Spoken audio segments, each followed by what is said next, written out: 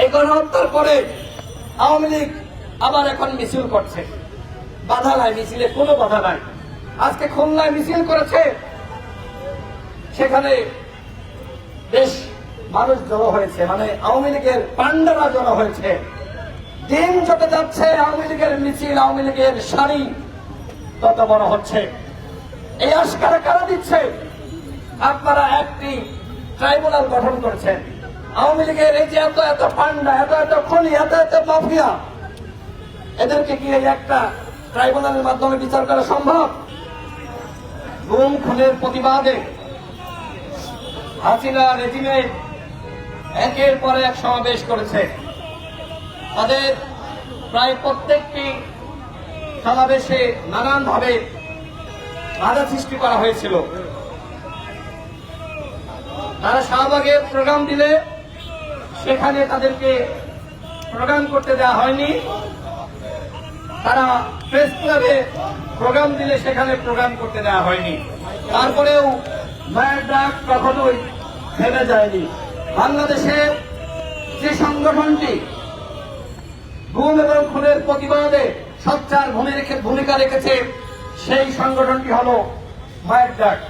আমি তাদেরকে ধন্যবাদ জানাচ্ছি যে এখনো পর্যন্ত তারা তাদের যে কার্যক্রম প্রতিবাদ সেটা বন্ধ করেনি। কারণ কি? কারণ গুম খুনের বিচার এখনো পর্যন্ত হয়নি। বাংলাদেশে যে গুম খুন হয়েছে, এই গুম খুন ভারতের নির্দেশনা হয়েছে। ভিন্ন মতকে দমন করার জন্য কিভাবে হাসিনাকে ক্ষমতায় রাখা যায় তার সকল চেষ্টা ভারত করেছে। সেই চেষ্টার অংশ হিসেবে যারা প্রতিবাদী, যারা বিপ্লবী ছিল, সেই বিপ্লবীদেরকে গুম করা হয়েছে, খুন করা হয়েছে। আবার কাউকে কাউকে 2 বছর 3 বছর গুম রেখে ফিরিয়ে দেওয়া হয়েছে। আমরা দেখেছি ক্যান্টনমেন্টের ভিতরে সেখানে আয়নাঘর ছিল। সেনাবাহিনী কি জানতো না? শেখ হাসিনার পতনের পরে ক্যান্টনমেন্টে 626 জন আশ্রয় নিয়েছিল।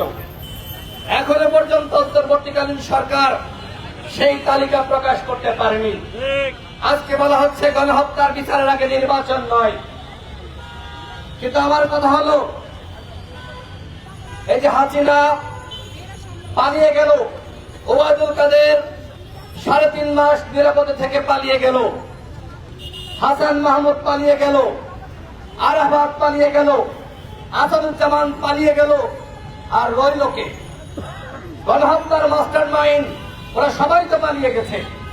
কয়েকজন চুনোপটি তাদেরকে গ্রেপ্তার করা হয়েছে। এদেরকে কি আজও আগামী 10-12 বছরের মধ্যে ফিরিয়ে আনতে পারবেন? কোনোভাবে সম্ভব? হাসিনাকে ভারত কোনোভাবে ফেরত দিবে না। কারণ ওরা হাসিনাকে দিয়েই বাংলাদেশকে একটি করদ রাজ্য বানানোর মিশন হাতে নিয়েছিল। আর এই হাসিনাকে ভারত ফিরিয়ে দেবে? কোনোভাবেই ফিরিয়ে দিবে না। বন্ধুগণ, আজকে আমার পাশে ভাই বক্তব্য রেখেছেন। তিনি 2 বছর গুম ছিলেন, তার ওজন কমে গিয়েছিল, হাতে পছন্দ ধরেছিল। এই যে অসংখ্য ছাত্র দলের ভাইদেরকে গুম করা হয়েছে, নিপীড়ন করা হয়েছে, এই গণঅভ্যুত্থানে ছাত্র দলের ব্যাপক ভূমিকা ছিল। আমরা যারা যুগপৎ আন্দোলন করেছি, আমরা সবসময় গুম এবং খুনের প্রতিবাদ করেছি, আমরা সবসময় অন্যায়ের প্রতিবাদ করেছি। কিন্তু দুঃখের সাথে বলতে হয়, এখনো পর্যন্ত আমরা বিচারটা পাচ্ছি না। আর এই কারণে আজকের এই সমাবেশ। আমাদের স্পষ্ট কথা, যারা চোখ হারিয়েছে, যারা হাত হারিয়েছে, যাদেরকে হত্যা করা হয়েছে, গুম করা হয়েছে, এই প্রত্যেকটা ঘটনার বিচার করতে হবে। অন্তর্বর্তীকালীন সরকার তখনই সফল হবে যখন প্রতিটা ঘটনার বিচার তারা করতে পারবে। এই গণহত্যার পরে আওয়ামী লীগ আবার এখন মিছিল করছে। বাধা নাই, মিছিলে কোনো বাধা নাই। আজকে খুলনায় মিছিল করেছে, সেখানে বেশ মানুষ জড়ো হয়েছে, মানে আওয়ামী লীগের পান্ডারা জড়ো হয়েছে। দিন যত যাচ্ছে আওয়ামী লীগের মিছিল, আওয়ামী লীগের সারি তত বড় হচ্ছে। এই আশকারা কারা দিচ্ছে? আপনারা একটি ট্রাইব্যুনাল গঠন করেছেন। আওয়ামী লীগের এই যে এত এত পান্ডা, এত এত খনি, এত এত মাফিয়া, এদেরকে কি এই একটা ট্রাইব্যুনালের মাধ্যমে বিচার করা সম্ভব? আমরা সরকারকে বলছি, আপনাদের মেয়াদে এই গণহত্যার বিচার শেষ করতে হবে। বিচার নিয়ে তাল বাহানা, বিচার নিয়ে প্রহসন আমরা মানব না। আপনারা একটি ট্রাইব্যুনালের মাধ্যমে কোনোভাবে বিচার শেষ করতে পারবেন না।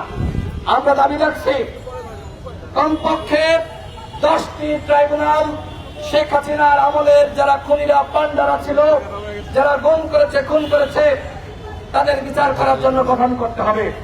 একটা ট্রাইব্যুনালের মাধ্যমে আগামী 10 বছরের বিচার হবে না, আগামী 10 বছরে সেটি সম্ভবপর হবে না।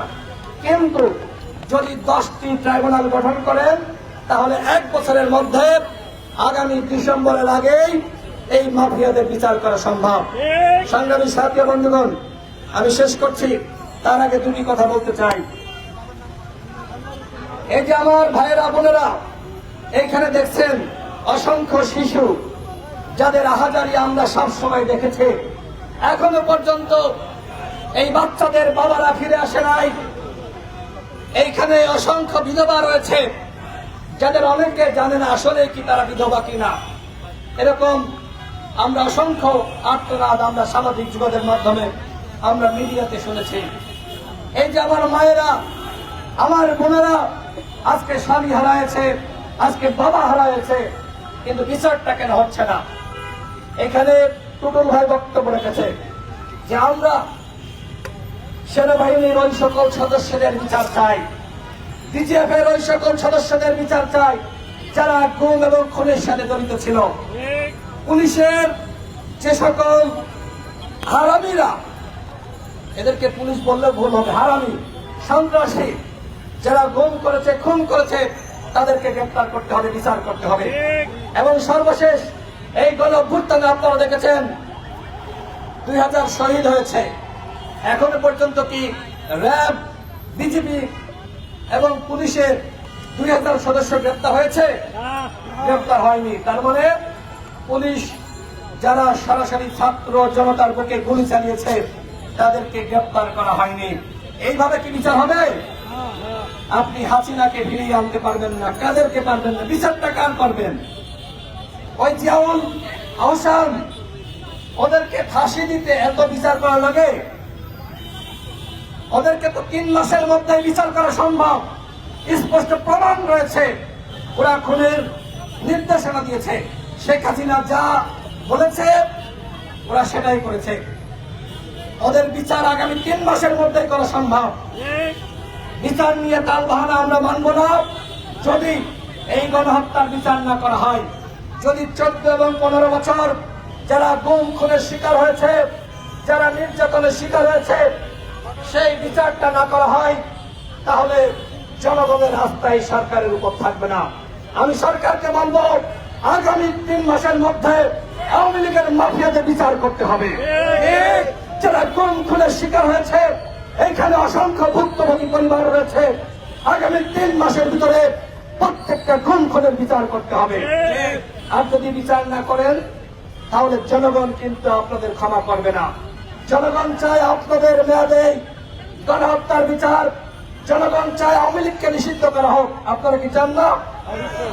আওয়ামী লীগ 14-15 বছর যে অন্যায় করেছে, গুম করেছে, খুন করেছে, বাংলাদেশে আওয়ামী লীগ নামক দলটি আর কোন রাজনীতি করতে পারে না। আপনাদেরকে অনেকে বলছেন নির্বাচনে আনবে। স্পষ্ট কথা, আগামী নির্বাচন কেন, আর কোন নির্বাচনে আওয়ামী লীগ অংশ নিতে পারবে না। বাংলার বাড়িতে আওয়ামী লীগ নামক কোন দল থাকতে পারে না।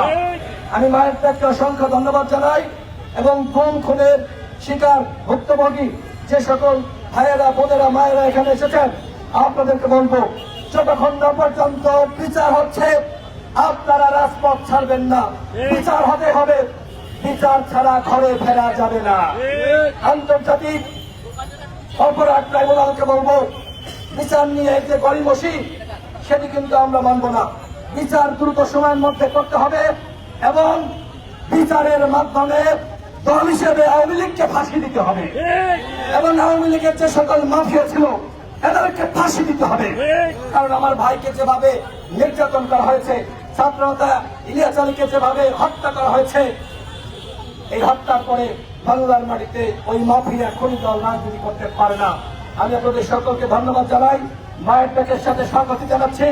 অতীতেও তাদের সাথে ছিলাম, ইনশাল্লাহ তারা যে কোনো কর্মসূচি হাতে নিলে এই ভুক্তভোগী পরিবারের সাথে গণ অধিকার পরিষদ সবসময় থাকবে। আল্লাহ হাফেজ, আসসালামু আলাইকুম।